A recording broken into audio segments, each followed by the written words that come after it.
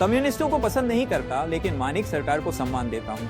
CPM को पढ़ी संदेश सांसद विप्लव देव का राज्य के पूर्व मुख्यमंत्री और पश्चिम त्रिपुरा के सांसद विप्लव कुमार देव ने शुक्रवार को अगरतला एयरपोर्ट पर एक महत्वपूर्ण बैठक के दौरान सीपीएम पार्टी पर कड़ी टिप्पणी की।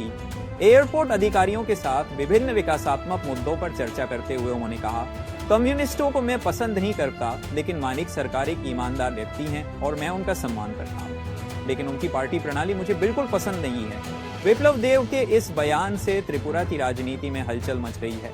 2018 में उनके नेतृत्व में भाजपा ने त्रिपुरा में 25 वर्षों से चली आ रही सीपीएम सरकार को उखाड़ फेंका और राज्य में नए राजनीतिक युग की शुरुआत की। इस ऐतिहासिक जीत के कारण उन्हें सीपीएम को राज्य से उखाड़ने का नायक माना जाता है। हालांकि हाल के वर्षों में राज्य की राजनीति से उन्हें राष्ट्रीय राजनीति में बड़ी जिम्मेदारी देने के कारण वह राज्य की राजनीति से बाहर रही हैं। इस दौरान त्रिपुरा में सीपीएम पार्टी फिर से अपने पांव जमा रही है। विप्लव देव ने कहा, भाजपा में रहते हुए मैं राज्य में सीपीएम को सिर उठाने नहीं दूंगा।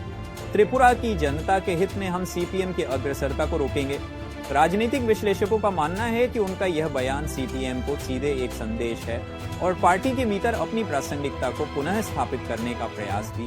बैठक के दौरान सांसद देव ने एयरपोर्ट के आधुनिकीकरण, ढांचे के विकास और यात्रियों की सेवा में सुधार पर चर्चा की। साथ ही उन्होंने त्रिपुरा में भाजपा सरकार द्वारा किए गए विकास कार्यों को भी उजागर किया। विप्लव देव के इस बयान के बाद त्रिपुरा की राजनीतिक हलचल तेज हो गई है।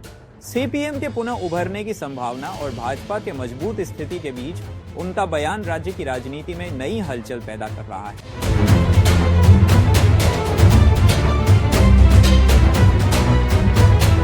ब्यूरो रिपोर्ट, चिनी फोरम।